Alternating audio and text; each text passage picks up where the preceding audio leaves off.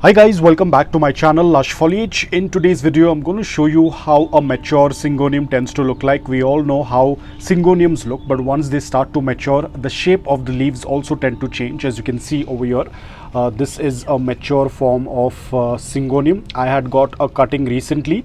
That's why the plant is a little bit droopy, but eventually it will catch up. Probably I will use a pole as well, because as and when this plant starts to grow, it gets this epiphytic behavior wherein it needs support of either a pole or a wall.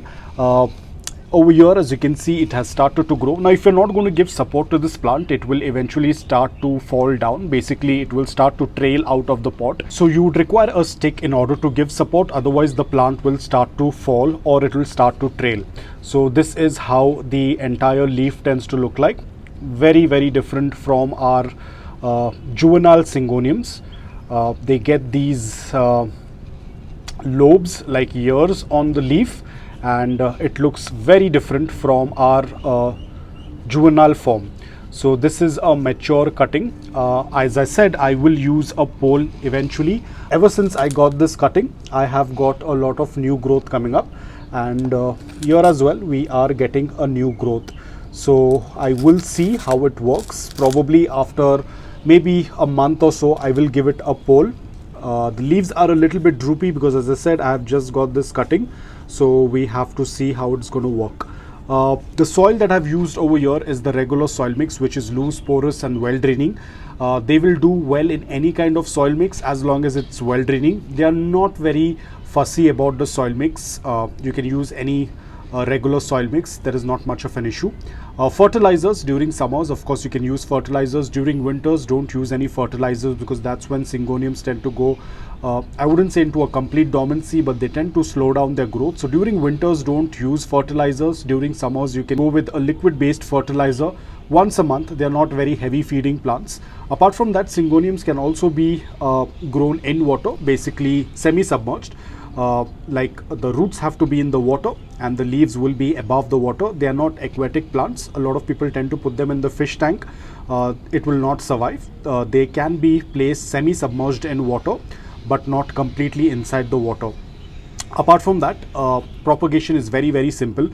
They tend to develop these nodes, as you can see over here. They will get these nodes. You can cut these nodes and then you can either put them in water or you can put them back into the soil, and they will start to grow. Syngonium plants are toxic, so ensure that you're keeping this plant away from the reach of small children and pets.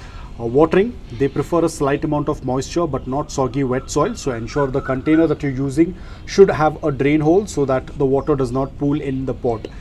Excess water should drain out. They prefer a slight amount of moisture. They are not drought tolerant plants, so if the soil is dry for a very long time, the leaves will start to fall. They will start to turn brown.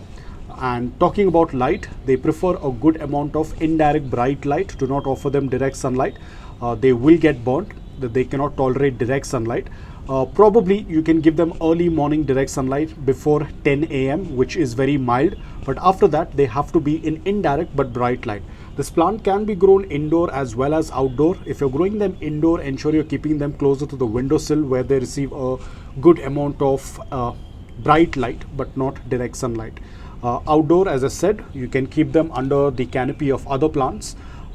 They will do quite well, but avoid direct sunlight, especially afternoon direct sunlight, otherwise the leaves will get burned. There are a lot of varieties in Syngoniums. I'm not very sure about the exact ID of this, because as I said, as and when the plant starts to mature, the shape of the leaves also tend to change. Even the colors also tend to change. So it's very difficult to ID this one, but this is how the mature leaf tends to look like. Absolutely beautiful. We will see how the new leaves will start to come up.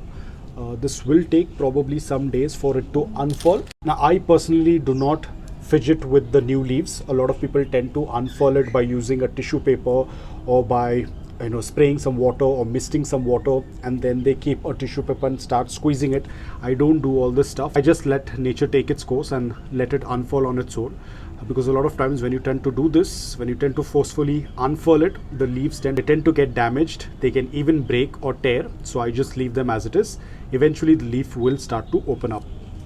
So that's about it, guys. I hope that you liked this video. If you did, please hit the like button, and if you're new to my channel, please consider subscribing to it. Until then, take care, stay safe, and keep planting.